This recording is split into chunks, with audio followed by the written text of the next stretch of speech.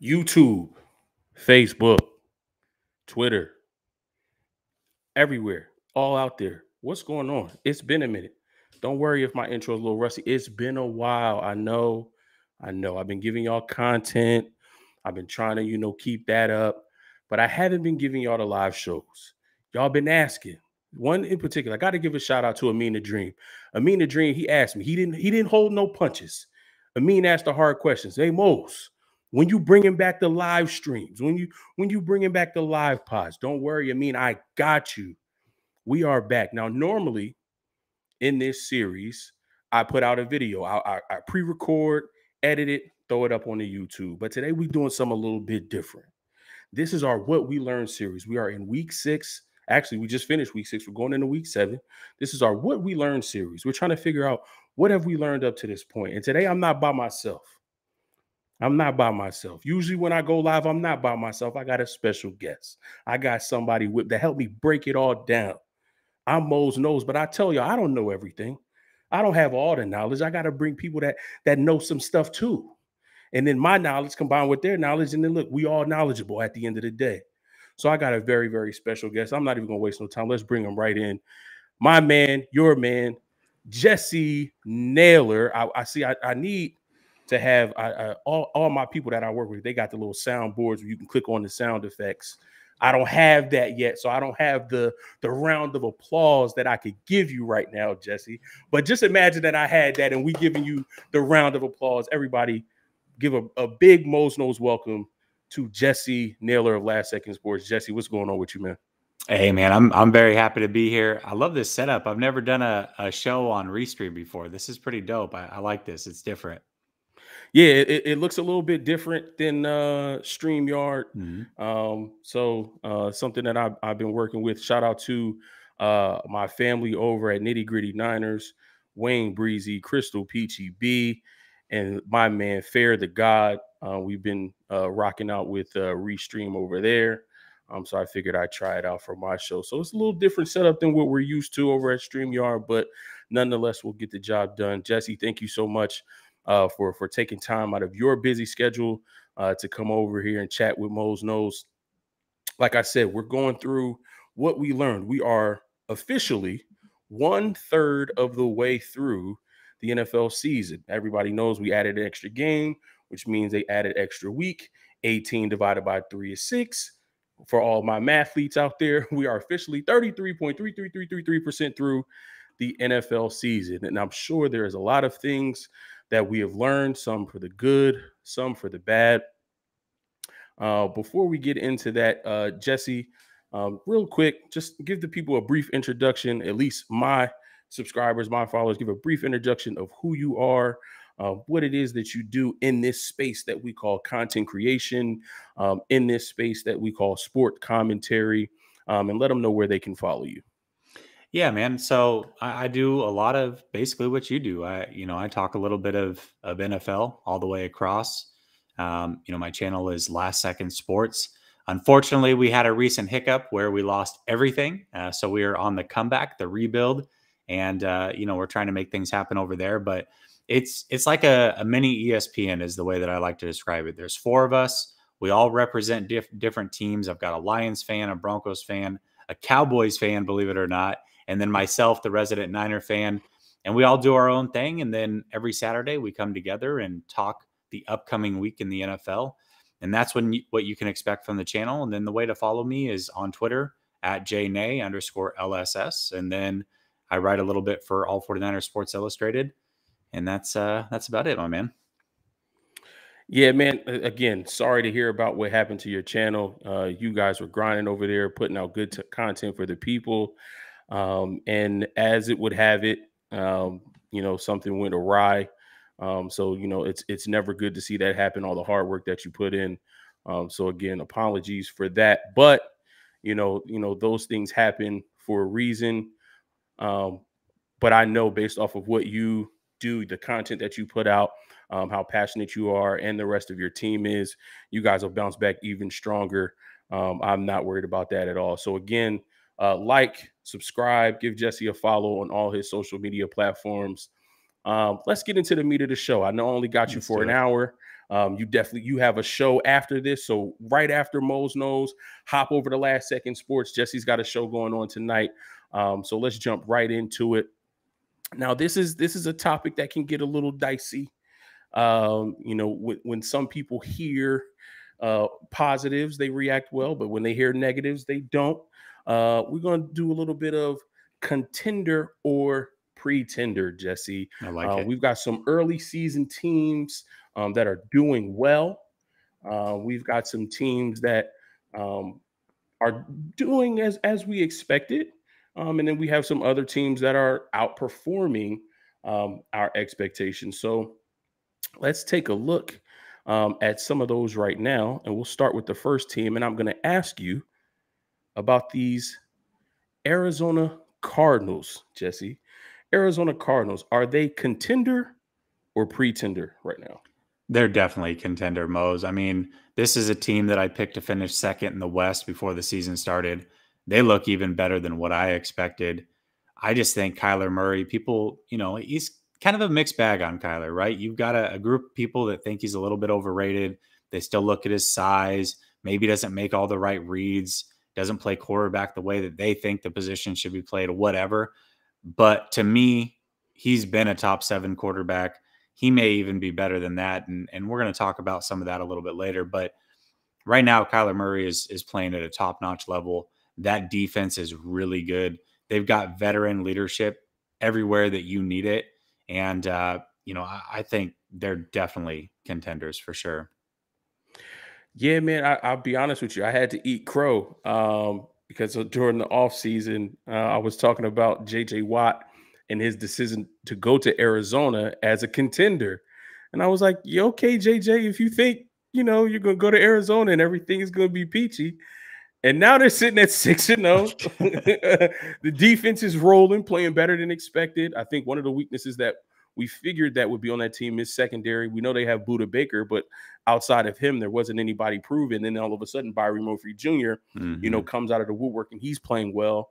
That linebacker core with the 2 studs in the middle, Zaven Collins and Isaiah Simmons, my goodness, they're playing lights out. The edge rushers, Chandler Jones, Golden. I mean, listen, all over the field, that defense is playing well. They have weapons galore on the offense. I completely agree. This team is a contender. It hurt. I know it hurts both of us to say this as we're 49er fans. And this is a team that we're going to have to get through in our division and in our conference. But this team definitely looks legit.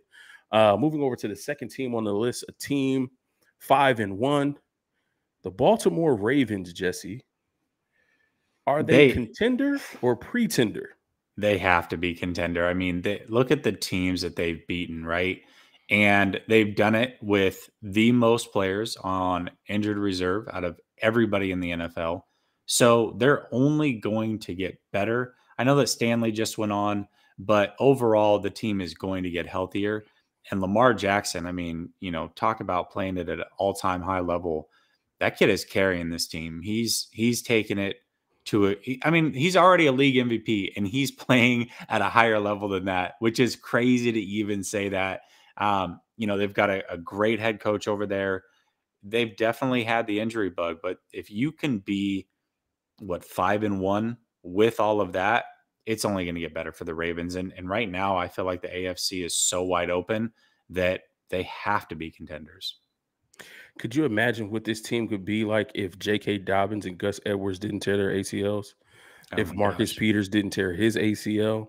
If Ronnie Stanley didn't get it? Like, could you imagine what this team would be right now? They're 5-1.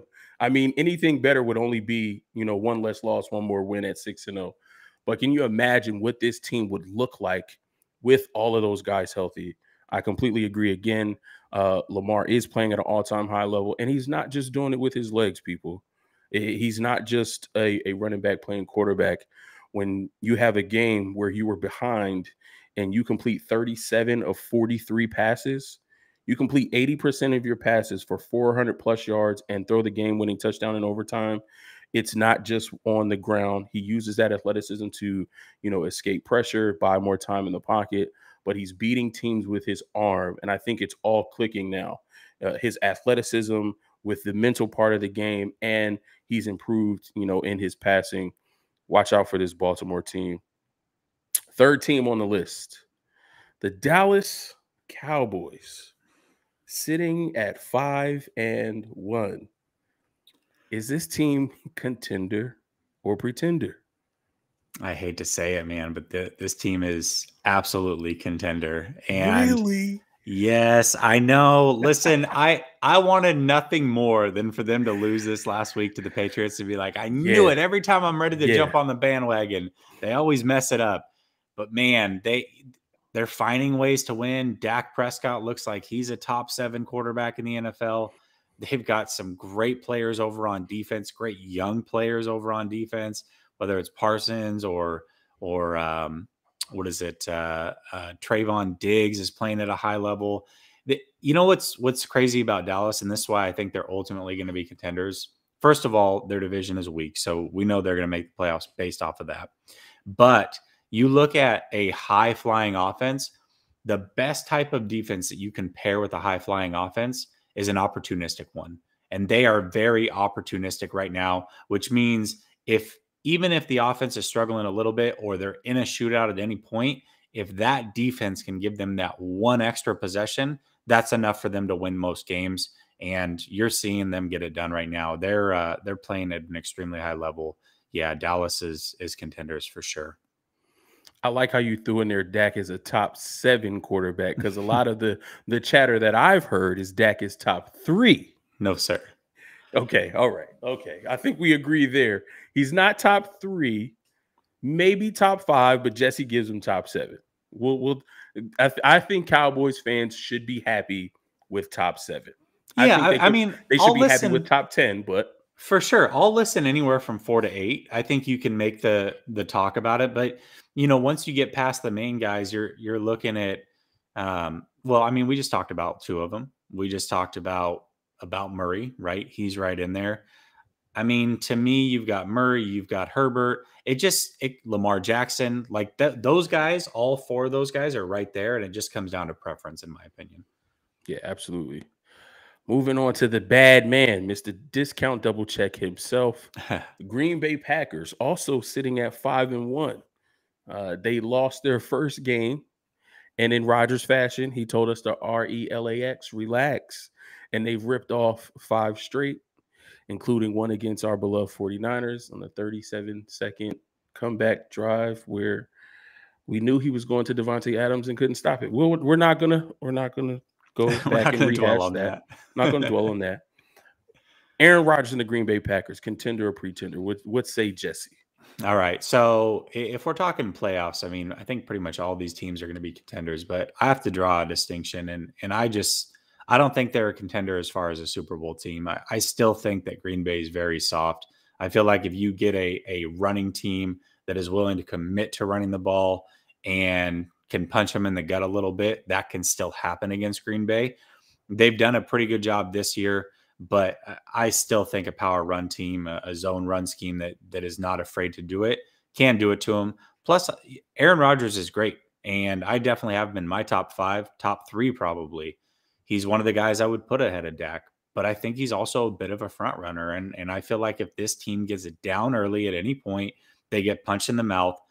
I've got to see them fight through some adversity, and really, they haven't fought through a lot of adversity in individual games this year. And the one time that they did face adversity, they got blown out. I get it was week 1, but I still think that there's a chink in that armor over there, and I'm not sold on Green Bay. All right, so we got our first pretender. Next team, the LA Rams, another team in this NFC West division, sitting at 5-1 themselves. LA, are they contender or pretender? I think they're pretender as well. Listen, before the season started, I put them at the last place in the NFC West. That obviously is not to come to fruition. 49ers aren't quite as good as what I had expected them to be. And Seattle just lost Russell Wilson, so we kind of know what's going on there. But I don't know. I don't trust this team. I also feel like they're so thin. It's a long season, and they are one injury away from an absolute disaster. They've got some really good players, but, to me, I look at that schedule and I don't really know who they've beaten. Tampa Bay, everybody wants to talk about that. I understand that's a good team, but Tampa Bay was on like their 6th and 7th corners. That doesn't impress me. Like, beat Tampa Bay when they're at full stack or some of these other teams are at full stack. I'm not buying it. And until I see Stafford win, I can't go. I think Stafford's a very good player. He's a hell of a lot better than what he was in Detroit. I will give him credit for that. But if you're as good as people say you are, you're good for at least one playoff win throughout your career. I don't care how bad that organization has been. And he hasn't done it yet. So until they get to the playoffs and they reel off one or two, then I'll subside and say, listen, I was wrong about them. But right now, I don't think that they can win a Super Bowl. Nice. I need somebody. Is Miss Deb in the chat? I think I saw Miss Deb in the chat. Shout out to Miss Top Hat Deb. Hey, Mose and Jessie, good to see my Niner brothers. It's good to see you as well. If you can clip that for me, Miss Deb, because my little brother is a Rams fan, and I want him to hear that Jessie says that his Rams are pretenders. I've been telling him that all season, but I think he needs to hear it from a professional, somebody with an outside opinion other than his big brother. Moving over to the next team on this list, also sitting at 5-1, the reigning Super Bowl champion, Tampa Bay Buccaneers. Can this team be a pretender even with Tom Brady at quarterback? No way. No way, man. There's just no way. Listen, Gronk hasn't been there. Gronk takes that offense to a whole new level. So once he's back, they're going to be pretty much unstoppable on offense. They've got to work through these injuries, though. If they can't figure out this secondary, the health there has been, I mean, my gosh, they've been so injured throughout that secondary. It's really, really bad. But nobody can run the ball on this team still. Vita Vea sits in the middle and eats everything up. You cannot run on this team. So you're going to be forced to pass. And once that secondary gets healthy, it's going to be really, really hard to stay consistent and score points on them. And even if you do, like we saw in week 1, they can outscore you. Like, they are that good of an offense. And Tom Brady's just too good. I mean, we're talking about the GOAT. He may not be as good as some of these other quarterbacks on paper right now. I wouldn't necessarily take him over some of these guys. But if I've got one game to win, I'm definitely taking Tom Brady. So, yeah, this team is contender for sure. It's somebody with his football IQ, like the way he processes the game at such a high level, at such quick speeds, it's unheard of. Like, it really is unmatched. We've seen guys do it before. Peyton Manning was a wizard at the line. He knew what you were running. He could check into whatever he wanted to. But just the way Tom processes information, he understands what the defense is giving him. And even knowing that, he takes that information, flips it on them, and forces the defense to give him what he wants. Not just taking what they give, but also manipulating them into doing what he wants them to do to set up things later on in the game. Tom said he wanted to come to the 49ers. Again, I don't want to make this a 49ers show, but we're 49ers fans and we're talking football. So our 49ers have been intertwined in a lot of these storylines in the NFL. Yeah. So, we might, talk about a few things. Next team up on the list is the Buffalo Bills.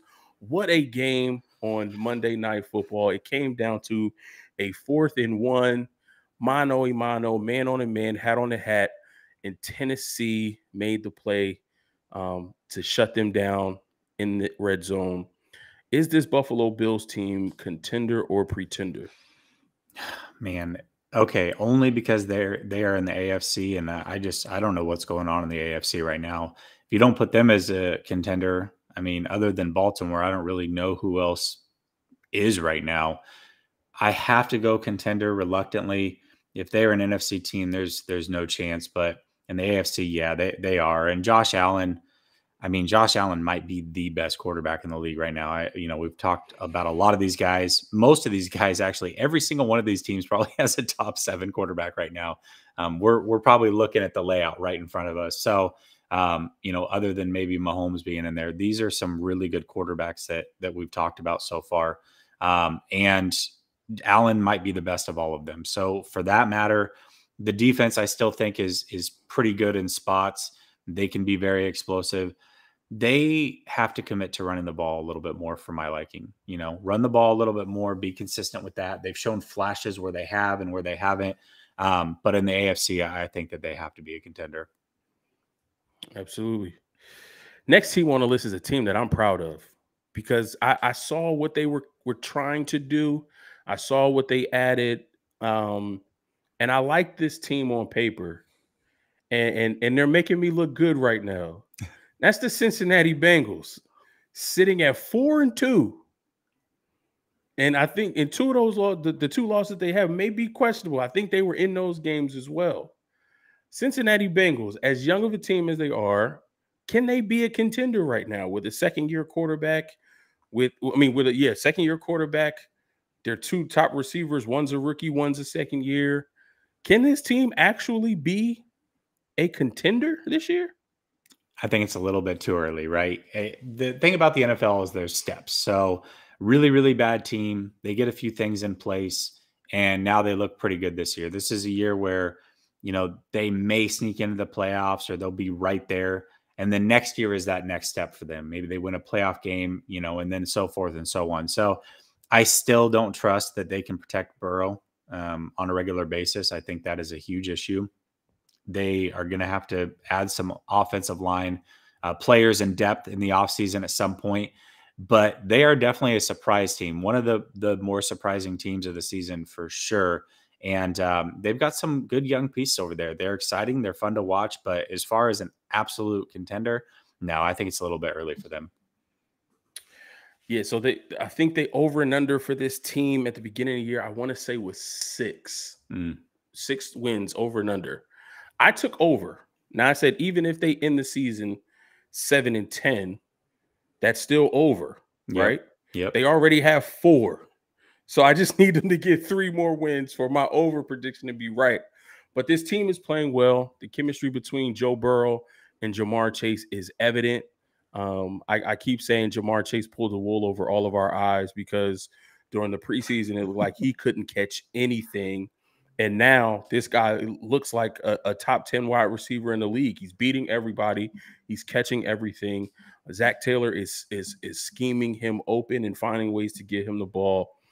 So I'm excited for this young Bengals team. Again, like you said, this is a stepping stone year to see if the culture that Zach Taylor is implementing, the offensive scheme, to see if all of that is cohesive that he's putting together, if the players are buying into it, and it looks like they are.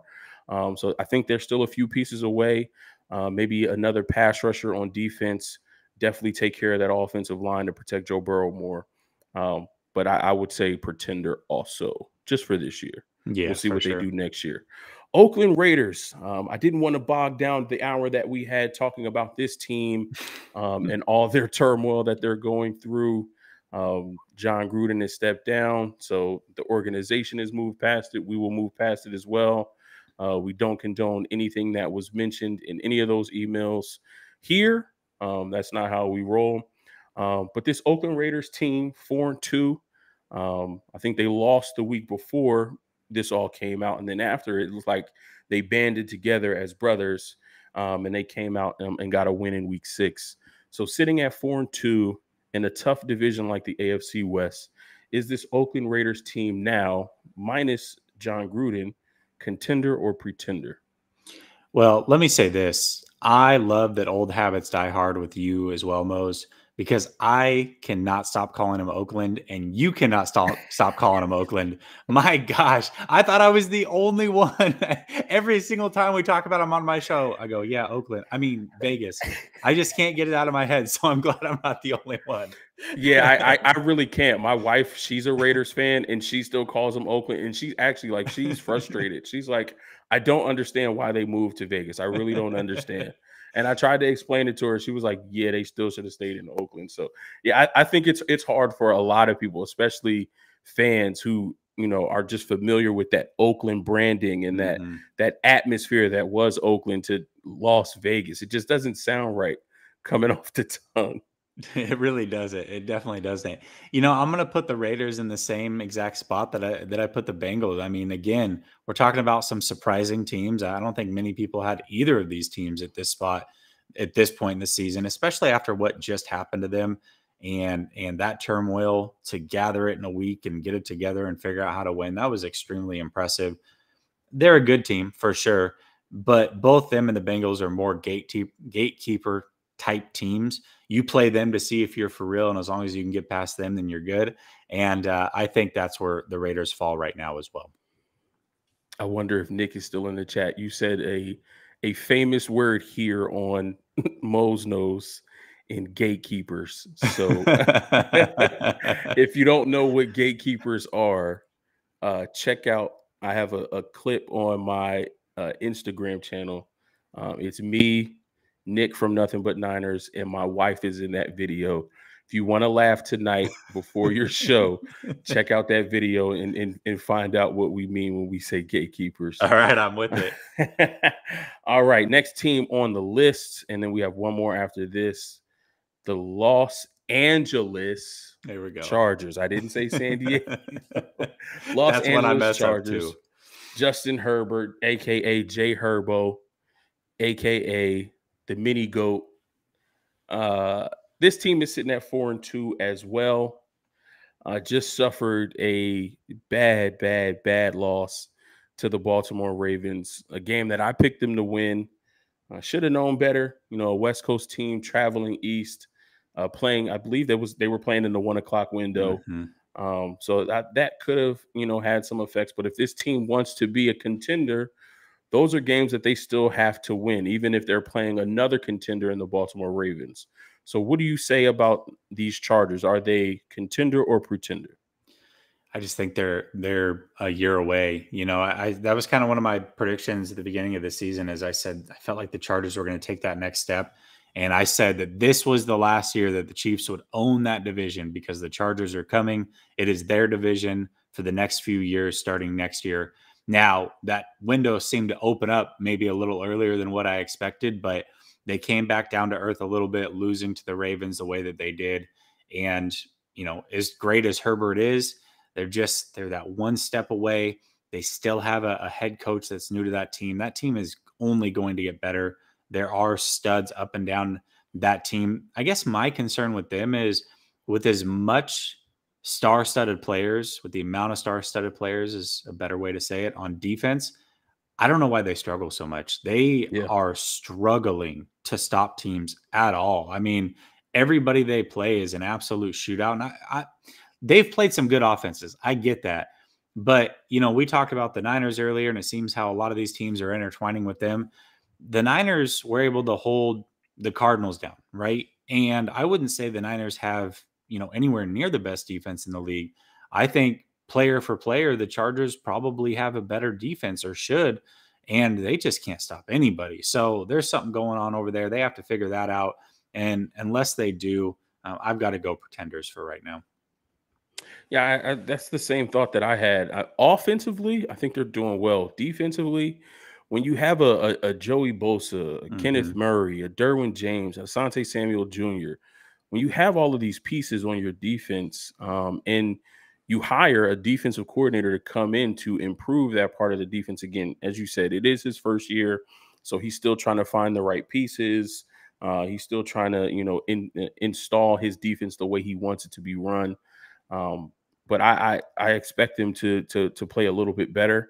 You know, you go up against a Browns team, you know, that hangs 40 on you, and then the following week against the Cardinals, they're inept. They can't move the ball. And I know they had injuries. They sustained some injuries. But still, you have to be able to, you know, each week, you know, put your best film, you know, put your best tape out there. So it's tough because I want them to do well. I want them to succeed.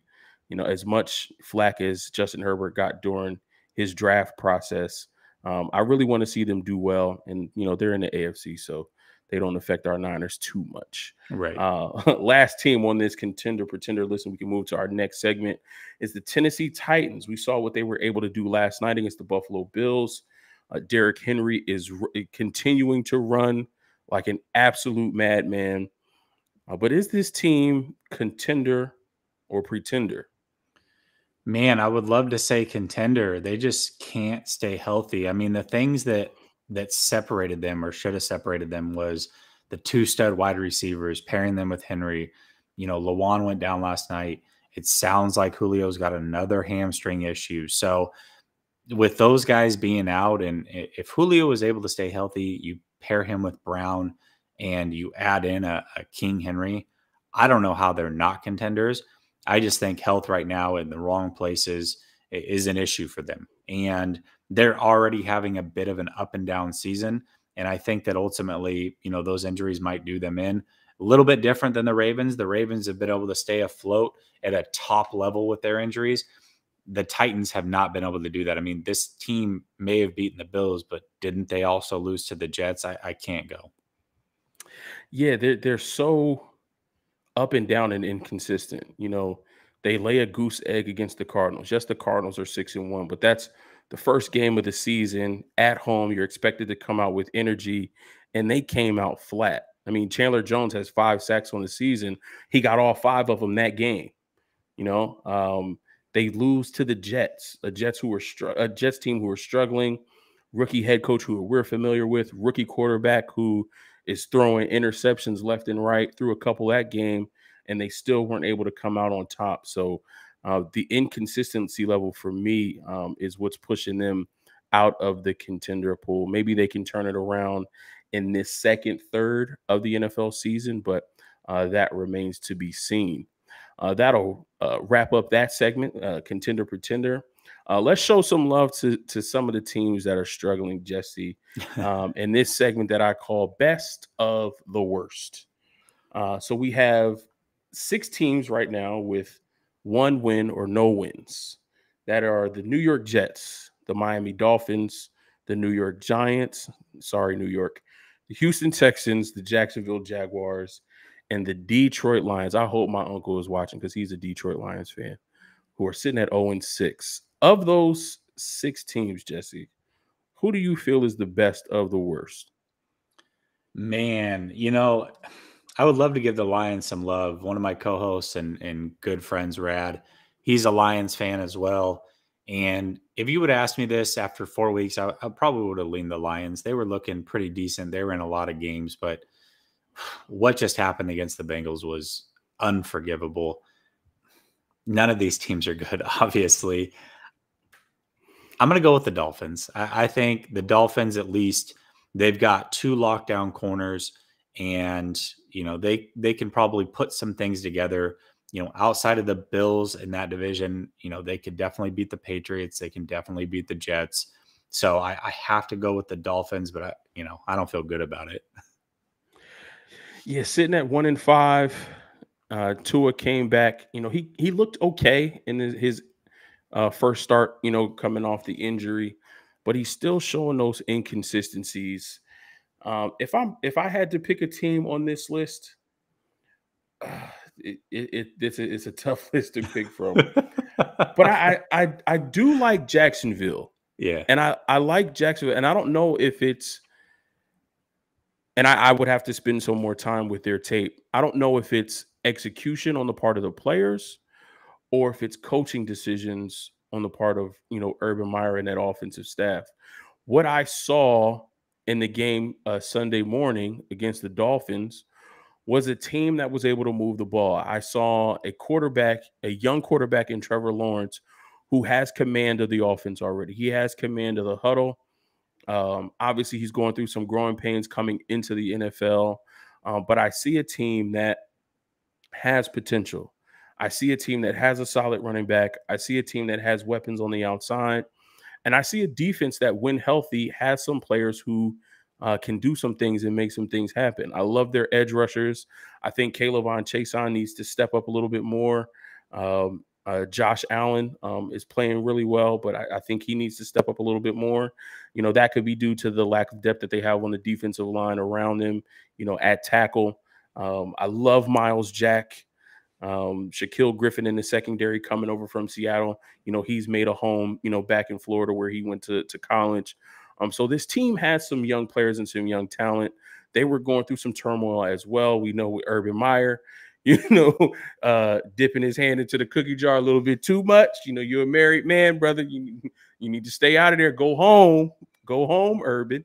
So they had some things going on, and I think the players showed that they're distaste and disapproval of that. But if I had to pick a team from this list, I'm gonna go with Jacksonville, just because I love the potential of Trevor Lawrence and what he can do for this team in the future. So, and they just beat Miami, right? You right. know, I guess my thing is it's just hard. Like those London games are just so Yeah. you just never know with those London games. And man, I think talent wise, I really everything you said is spot on. It's just Urban Meyer, man. It's not even the allegations and everything that happened with that. It's just more, I just don't think he's that good of a coach, you know? And it was there was a point where they were in the red zone and had an opportunity to kick the field goal to tie the game at 20 apiece.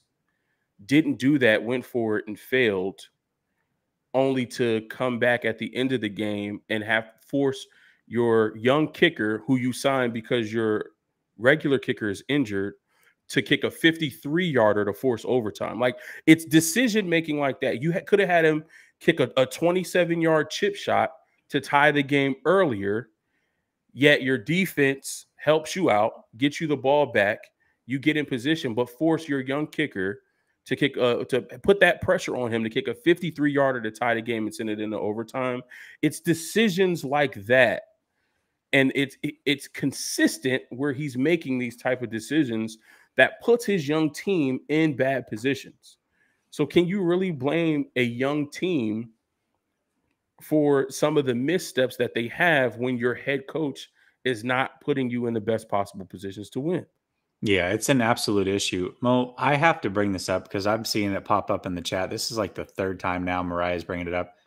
Your gear is fire, like absolute fire. That gold plated shirt and hat, that is no joke. That is clean. You're wearing some clean gear. I enjoy that. Thank you. I'm sorry, guys. I haven't been monitoring the chat. It's just me on this side, so I'm kind of trying to take care of the graphics. Shout out to Mariah 49er Faithful Lee. Also subscribe to her channel as well. She is putting out fire content for the 49ers community. Listen, there is enough room in this game for all of us to be successful. There's enough room in this game for all of us to support one another. So go give Mariah a subscription over at her channel. That Mose Knows Gear is fire. Thank you so very much. We got my man, Dion from Niner Gang Podcast. Again, go subscribe to his channel as well. He says, I'll say contenders. They've been balling outside of the loss to the Ravens. Chargers. Sorry, Dion. I don't. Oh, Chargers. Chargers. Okay. Yeah, he was talking about Chargers. Yeah. Shout out to my man, Taryn Lewis. Ravens beat them down. I'm just trying to get caught up on some of these, these comments here. I'm trying to show everybody love. Nick from Nothing But Niners was in here. Shout out to Nick. Chilling, bro. How about I'm chilling, man? I'm chilling too. I don't know who he was another one. He was another one with the fire gear. So he's like, I need to get my hands on one of those hats. So man, I really appreciate y'all, man. I appreciate y'all loving the gear. Shout out to Cassidy. Debo is our top pass catcher. Then Ayuk, Kittle, not anymore. Oh, we could talk about the 49er woes all day, Cassidy. We could talk about them all day, but that's not this show. We will save that for Jesse's show at 10 p.m. Eastern tonight, because your show is Niners based tonight, yes, right? Yes, sir. Yes, so sir. You call into Jesse's show tonight and air your grievances with our weapons. Next segment, Jesse, early season surprise.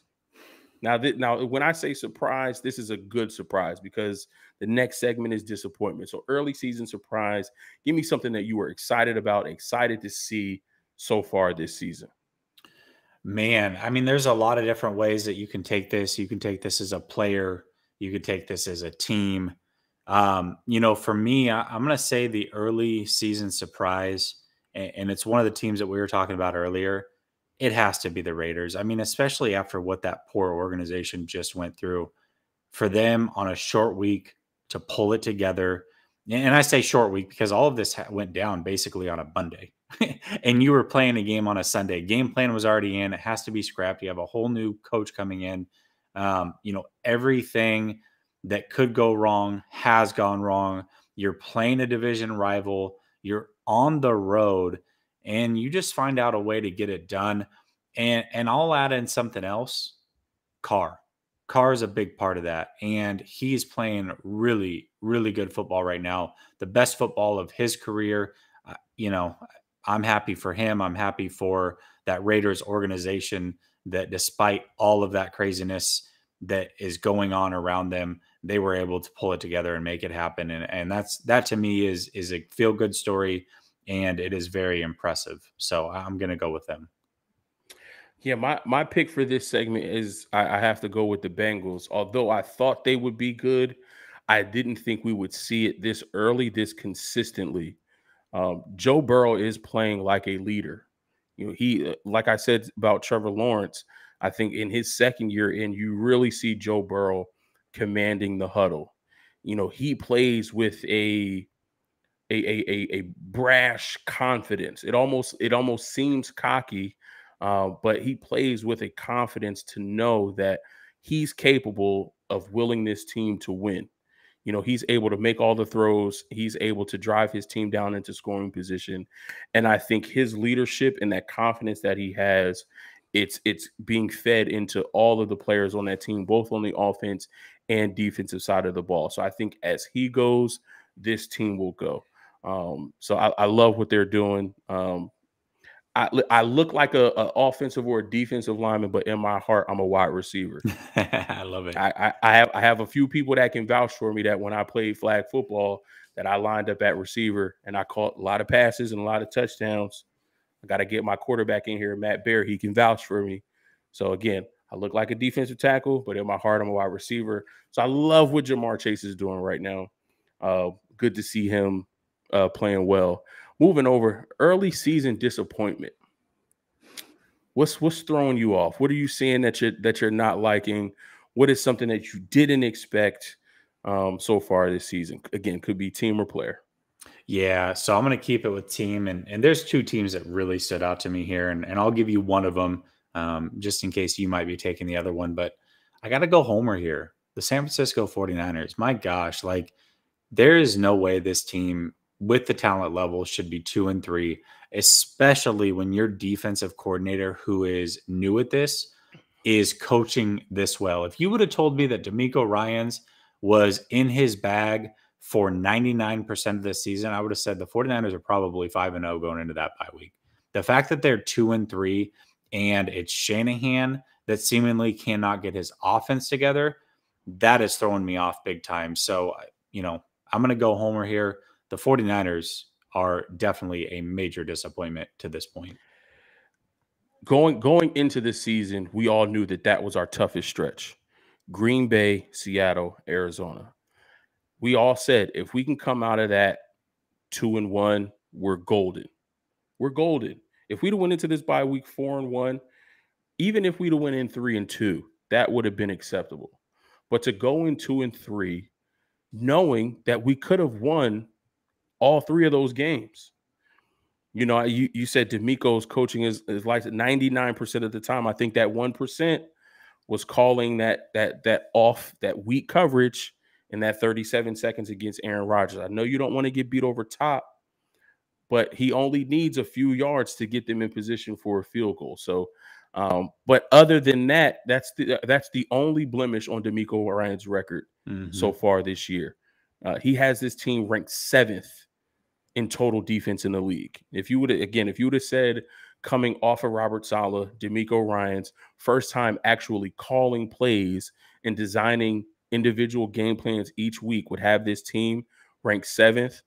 Also a team that has only forced 2 turnovers in 5 weeks, I wouldn't have believed you. So absolutely, this team sitting at 2-3, knowing that we could have won these 3 games in our toughest stretch, is a disappointment. I'm gonna have to go the team that beat us in the Super Bowl, the Kansas City Chiefs. Yep, sitting at 3-3. What? I mean, I think I know what's going on in Kansas City, but what is going on in Kansas City? It looks like the defense can't stop anybody. The offense, while they're still explosive and can be explosive, they haven't been consistently explosive. And I would suffice to say that the Tampa Bay Buccaneers in the Super Bowl that they beat them, put a lot of good stuff on film that teams are using against this Kansas City Chiefs team.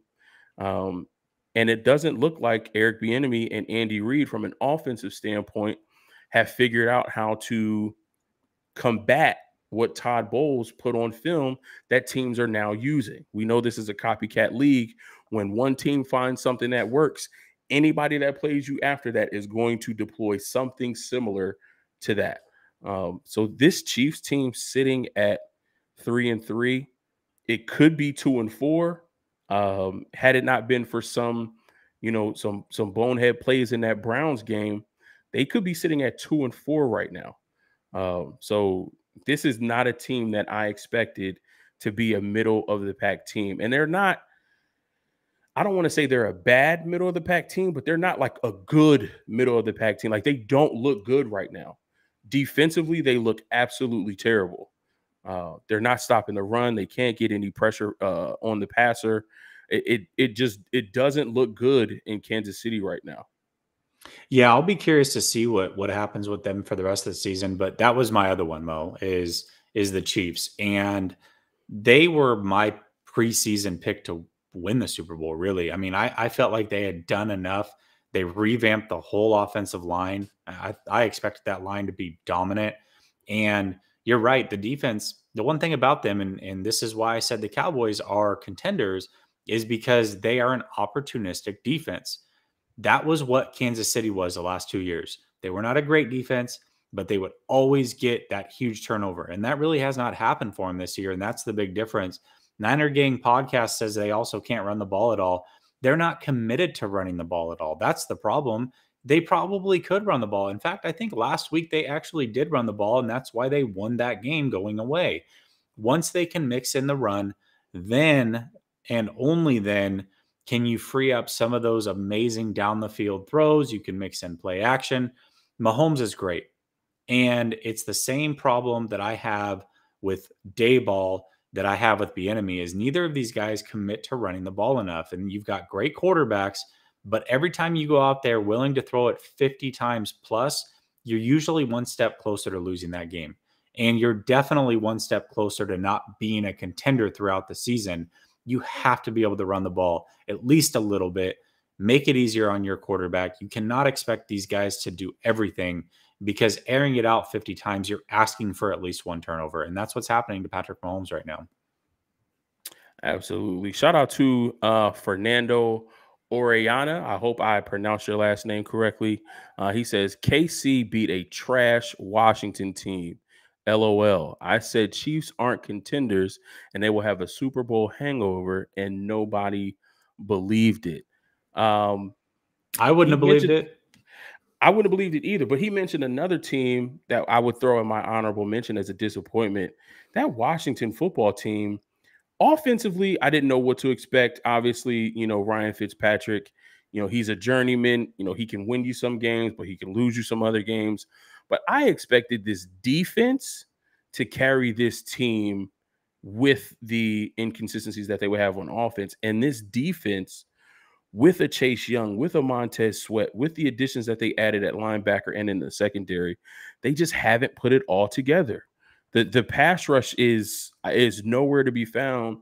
I would have to double check the stats. Does Chase Young even have a sack yet? I don't know. I'd have to look that up. But you're right. I mean, for me, Washington's a huge disappointment. I expected them to win the East, and my other co-host is a Dallas Cowboy fan, and we had a $100 bet on who would win that division. I felt like I was taking candy from a baby on that $100 bet going into the season. And boy, do I have egg all over my face on that one. Washington does not look good whatsoever. No, I don't know what's going on over there. But I think they need to turn it up on that defensive side. Shout out to Niner Sickness. Mose knows, glad you started a podcast on YouTube. I'm glad I started it too, man. I love football. I love the game. I did some live shows before the season started. If you don't know, recently just had a baby. So life is crazy over here in the Mose Knows household. But I had to get with my man, Jesse. We had talked about doing a show together, him coming on Mose Knows. So I felt like this was the perfect time to get that done. Jesse, I got you for another 10 minutes. So we may have to skip over, one or two of these last topics, but I want to get your third season rewards. So first third of the season, give me 4 players. If one player takes 2 spots, that's absolutely fine. But do you have third season rewards for this first part of the season? Who's your MVP, offensive and defensive player of the year, and rookie of the year so far? Yeah, so I do. I've got it. And I'm trying to think of the way that the league does it, right? If I'm just looking at players right now, it's really tough to deny that King Henry is probably the MVP of the league. I mean, he is just balling out of control. And there's a lot of these quarterbacks that are kind of tucked in with each other. We talked about that earlier. But usually they don't give an MVP award to a running back. They usually give it to a quarterback. Offensive player of the year is usually where it's going to go to a running back, and that's where you get in a King Henry. So I'm going to give him the offensive player of the year. And right now, I mean, the only undefeated team is Kyler Murray's Arizona Cardinals. And so I have to give him the MVP. It's just the way the league runs. And, his passing numbers are extremely efficient.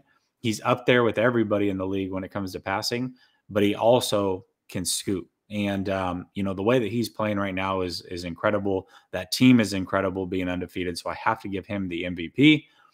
Defensive player of the year, Trayvon Diggs. I mean, it's tough to deny this man. He is intercepting a pass every single week, it seems. And that was one of the things. I mean, that was why I could not pick Dallas going into the season. I thought the defense would be terrible. I thought the secondary would be terrible. And Trayvon Diggs, my gosh, way to make me look like an idiot on that one. This kid is balling out of control. And when you force that many turnovers, you're in the conversation.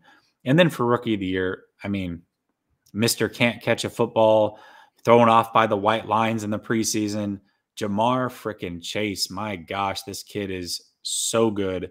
And a lot of people expected that the NFL game would be tough for him, that he wasn't the quickest guy, that he would have to have a lot of contested catches at the next level. He is creating separation, and he does the small things. You saw one of his highlights last week was a great block for Mixon to get into the end zone. And it's those little things that, as a football player, that separates you. And to see him doing that as a rookie, and especially, when we talk about the receiving yards and touchdowns and all those things, rookies tend to struggle, rookie receivers, and he is doing anything but that. He is one of the better receivers already in the league, a young up-and-comer, and I'm excited to watch him continue to play football. So Jamar Chase, for me, rookie of the year. We agree on offensive player of the year and rookie of the year. Definitely got Jamar Chase there. Offensive player of the year, Derrick Henry, for the same reason. He has 100+ yards every game so far this season. Yeah. He's absolutely insane. 6'3", 250 pounds, and he runs like he in that Titans uniform, he runs like he's Chris Johnson. Like, that's how he runs. He just, his speed is so deceptive, and he has that power, and he just wears you down.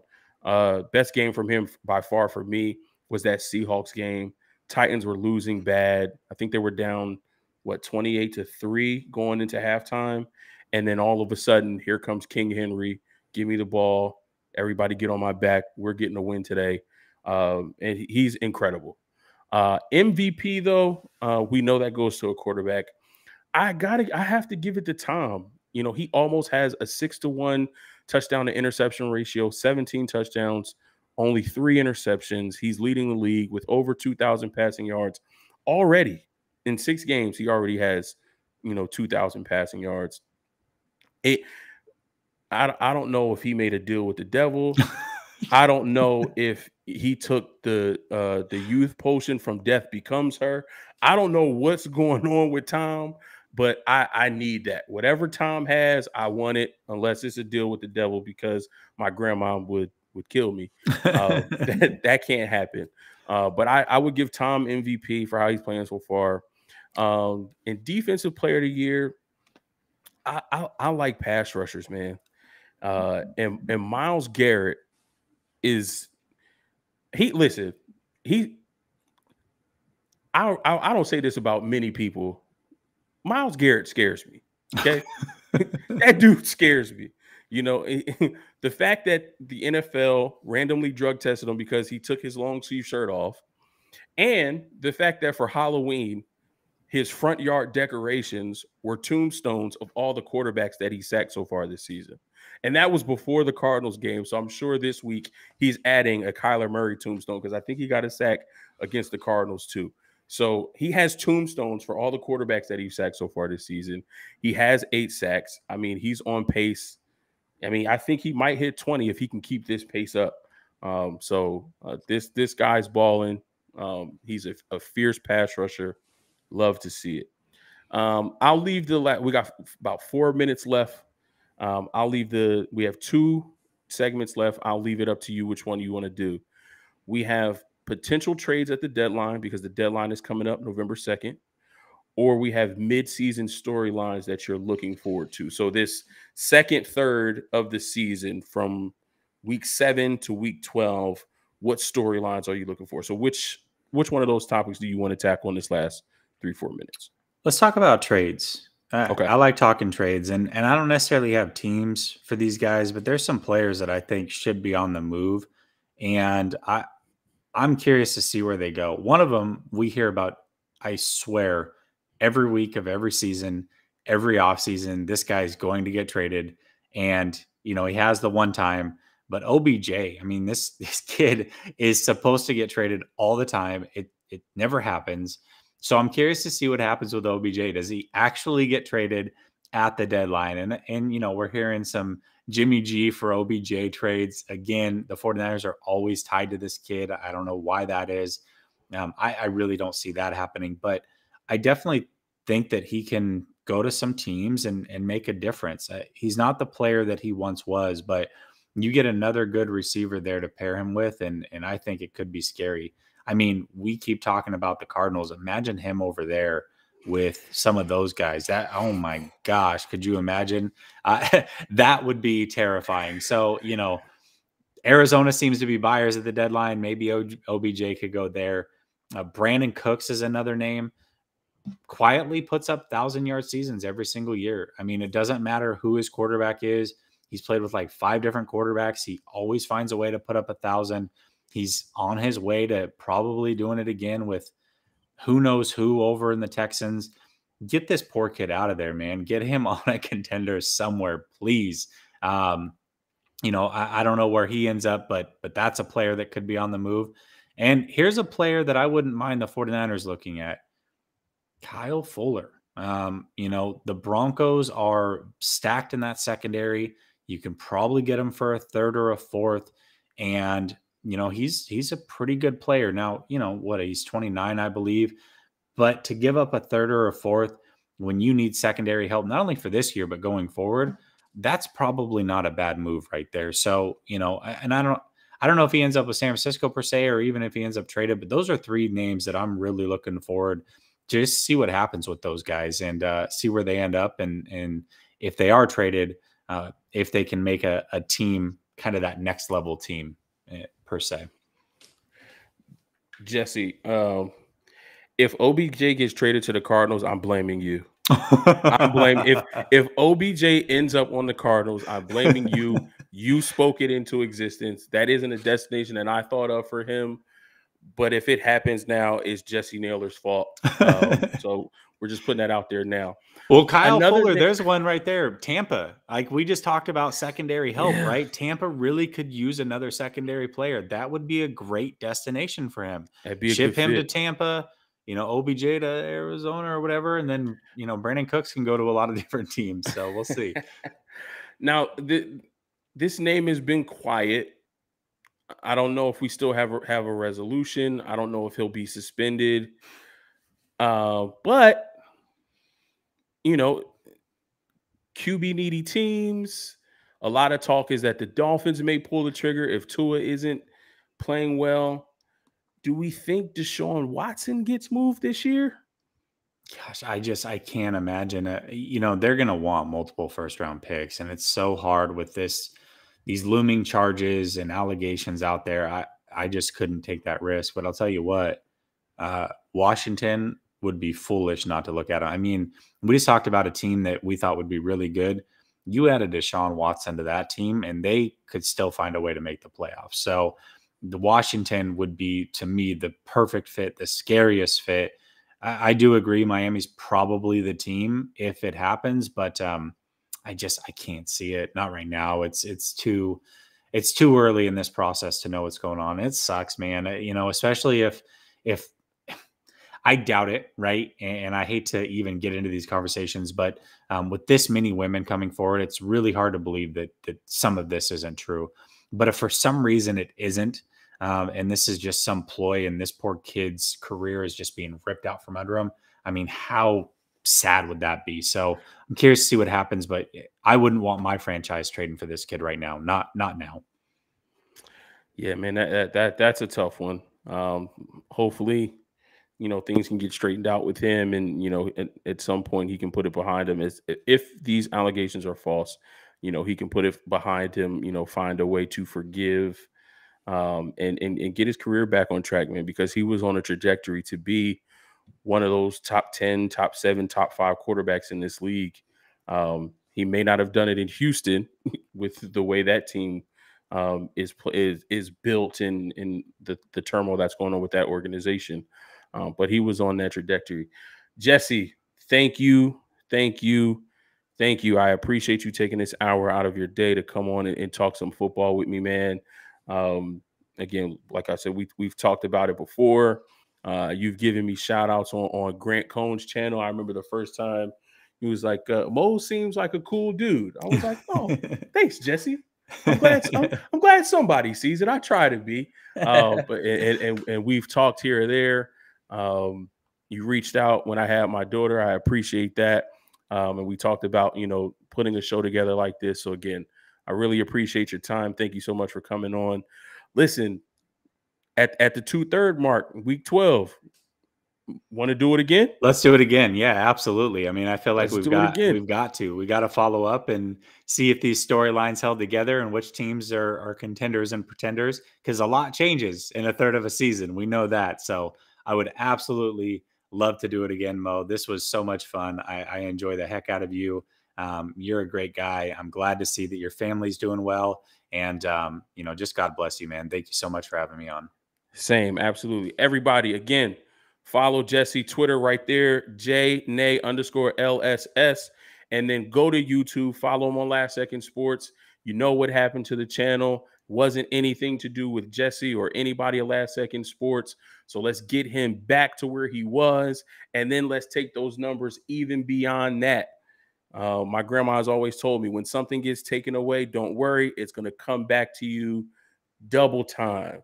Press down, shake it, running over. You're going to get it double fold. So we're going to get those numbers back, and then we're going to double those numbers. So go to Last Second Sports, subscribe to Jesse's channel. If you're not subscribed to Mose Knows, do me a favor, hit that subscribe button, hit that bell icon so that you get notified every time new content drops right here at Mose Knows. I'll be back with Jesse in 6 weeks. I'm going to try to give y'all some more live content in between that time, but I love and appreciate everyone for taking the time out tonight, and we'll see y'all later. Peace.